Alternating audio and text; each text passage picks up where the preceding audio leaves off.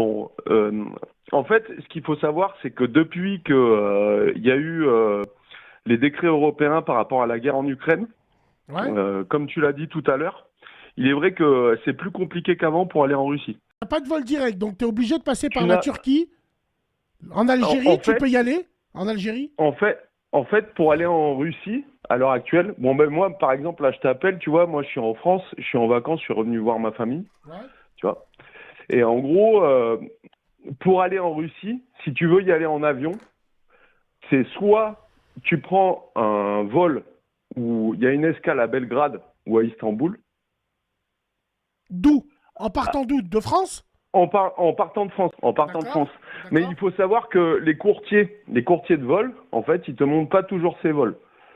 Donc en fait, il faut directement que tu recherches sur les sites type, je sais pas si je peux le dire sur ta chaîne, tu vois, genre Turkish Airlines ou Air Serbia. Donc il faut que il faut que forcément, si tu veux y aller en avion, il faut forcément prendre une escale depuis, alors j'ai pas envie de te dire de conneries, mais genre je pense que ça doit dater d'il y a 3 4 ans. Tu vois.